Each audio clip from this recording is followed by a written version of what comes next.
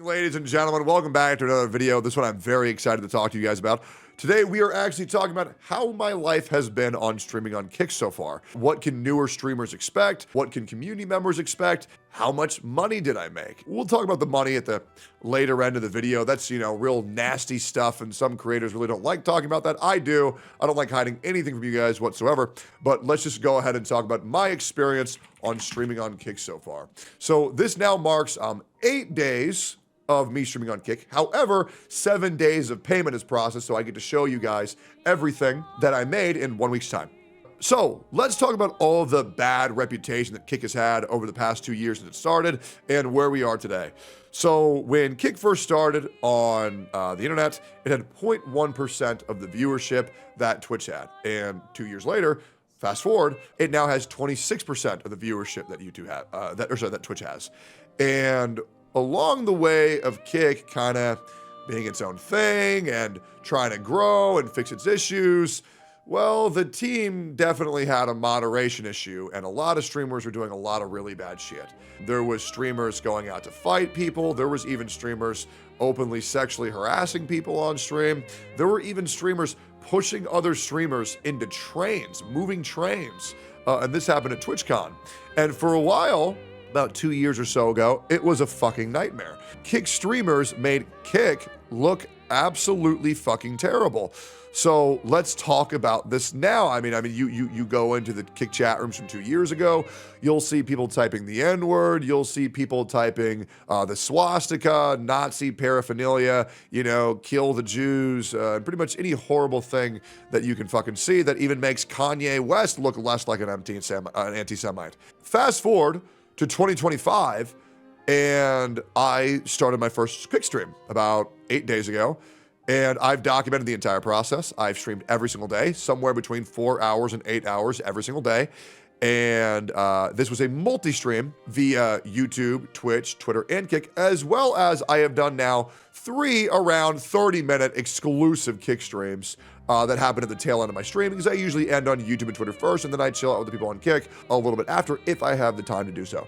I will say this, in 8 streams, I have seen the hard R 3 times. On Twitch, I see the hard R 3 to 4 times every fucking stream. I have seen no Nazi paraphernalia, no bad spammers whatsoever, and honestly, my chat's been great since day one. Oh, retard? No, the one that your grandfather used to call black people. Yeah, not nuclear. Which chat is worse? I would obviously say which chat is worse in 2025. So if you're worried about Kick chat being bad, well, you're just uninformed and you don't really know the reality of the Kick system. So much so that Kick actually has features that Twitch doesn't have in order to make sure that streamers, male and female alike, remain safe. They even have tools like AI moderation, which allows you to find potentially harmful or unwanted messages and immediately vet them out without you having to do anything. And based on how much protection you want, you can go from unfiltered to maximum for sexual content, hate speech, violence, bullying, drugs, weapons, gibberish, spam.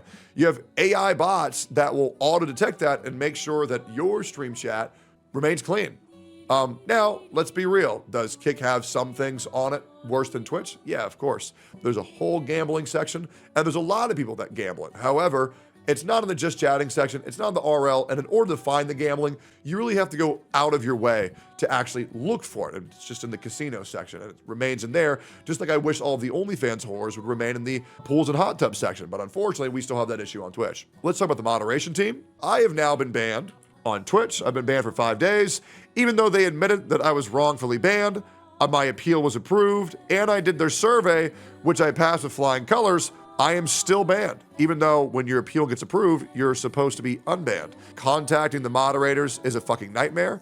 I have now been left on red for 8 straight messages, which I'm not going to leak, obviously. I suppose I can leak just my messages. And this is me being left on red for not 1, not 2, but 3 consecutive days. It is now January 9th, and they have not responded to me since, it's June 9th. They have not responded to me since, I believe, June 6th, June 5th. I have been left on red the entire fucking time. Easy. They ain't gonna check my appeal, are they? Omega Law. If my appeal was approved, why am I still banned? My appeal's been approved for 3 days and I'm still not unbanned. Yeah, I truly don't understand why I'm still not unbanned. But unfortunately, we still are banned. And it's now been almost 3-4 days with no response whatsoever. And I don't really understand it. Yet when I go on Kick, I get responses immediately. I could go send Kick moderation team a message right now. Why don't we test this? I'm gonna go send the Kick moderation team a message right now. And we're gonna see how long it takes them to respond. I am going to press the help button and I'm going to press the message button. Send us a message. Hey, can we talk? I sent a message at 10:38. They've sent me an auto response, which is a reply time a few minutes, and then a real reply from a real helper within 30 fucking seconds. Hello there. How can we assist you today? Nothing, never mind. I figured it out. Literally within 30 seconds, I've waited 4 fucking days. 4 fucking days for them to see, oh, look, that we wrongfully banned him. Oh, look, his appeal's approved. Oh, look, he passed the test with flying colors. Unbanned. I have waited 96 hours for this shit. When if you want to talk to a Kick moderator, 30 seconds. And guys, I'm going to be real. 30 seconds is a bit faster than 4 days. So, and then they said, oh, we're glad that you fixed it. Keep in mind, we're 24/7 available for you. Thank you, Kick. So the viewing experience is great.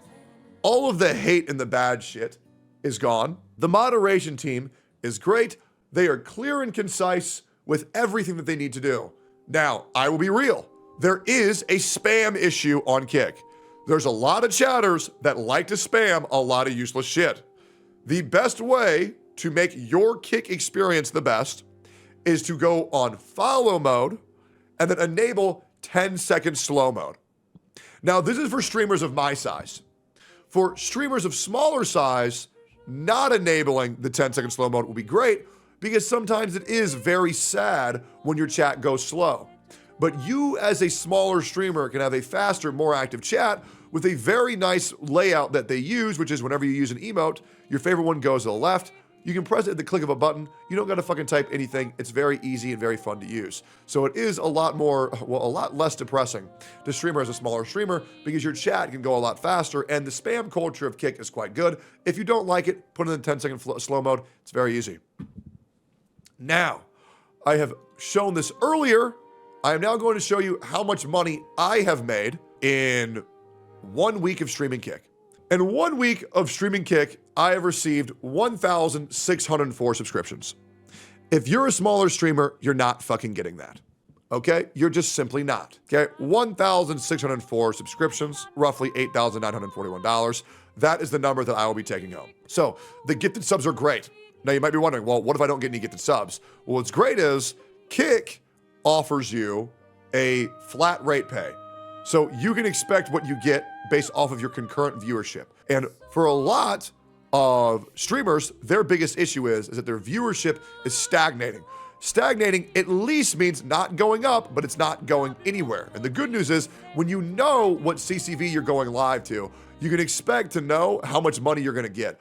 And without any subs at all, I have made an additional $13,707 from merely streaming on Kick. Now, I want to remind you, the money that I have made off of streaming on Kick without any subs at all in a week is more money than I made off of Twitch with more viewers, ads, turbos, subs alike.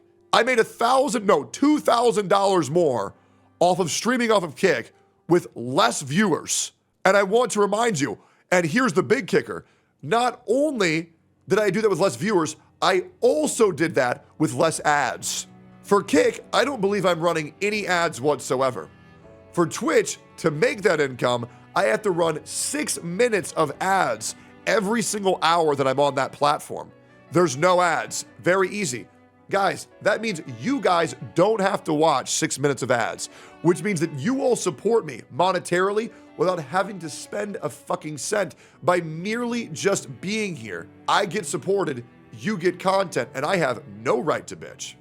And this is just off of me just sitting here. Are you tired of the ads? Well, then great. Then just watch on Kick, and there are none. As of time of recording, I have now helped over 400 streamers, directly or indirectly, begin the process of multi-streaming on all platforms. It's been great. I want to show you that off multi-streaming, I still made $800, $800, and $1,000. And this wasn't even when I was doing dedicated on Kick. This, once again, is still multi-streaming money. And here's the kicker. This is still multi-streaming money. $1,500, $1,500, $3,000, $5,000. But I'm enabling multi-stream. And what this does is it cuts the benefit in half. Meaning, if I were to dedicatedly stream on Kick, these numbers would be doubled to tripled. This is me at Super Saiyan 1, when I could go to Super Saiyan 3. Now, am I gonna exclusively stream on Kick? Currently, I have no plans. But if you're a content creator where you are moving your YouTube audience to one of two platforms, to Twitch or Kick, there is no longer any reason whatsoever to do that from YouTube to Twitch. And the reason why that is because Twitch has no discoverability. That's not a platform that you grow on. You grow on streaming platforms by growing your YouTube. Hence why I've grown so much by gaining over 100,000 subscribers on my YouTube over this past month. This growth is coming from my YouTube chat. And if I were to end my stream on my YouTube, which I'll be real, I don't really make that much money from. All of my fucking VODs get copyright struck, but I don't care. It makes it easier for you guys to watch. You could be making insane amounts of money on Kick, and you wouldn't be losing 50% of your revenue via subs. It makes no fucking sense. It really does make no fucking sense. If this doesn't show to you that Twitch thoroughly, heavily needs to change, with viewers automatically getting an ad-free viewing experience, when viewers automatically have the ability to rewind their VOD, whereas Twitch, you have to pay minimum $15 to get those features. Twitch, what are we doing here? What are we doing? It makes no sense. Zero. It makes no sense. And to be honest, it is only a matter of time before this company that's going down goes down further and goes down harder. And I want to say this with everything. Twitch, I love what y'all used to be, but the treatment of your consumers and the treatment of your streamers is the worst it's ever been. And that's a shame, because I like who's at the forefront. I like Dan Clancy.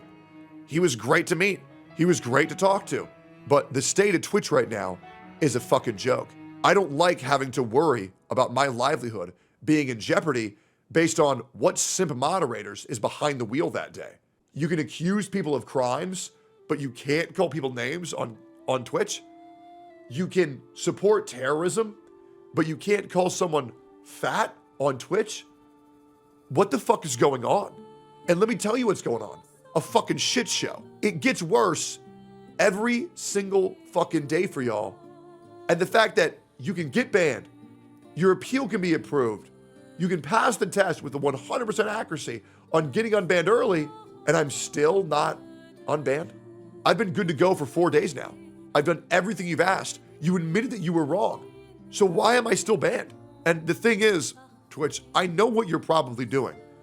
I know that you all want to permanently ban me. Why do you want to permanently ban me? Because I told the fucking truth. But I mean this genuinely. If y'all permanently ban me, that is gonna be the biggest mistake that y'all ever fucking make. That's gonna get covered by everybody.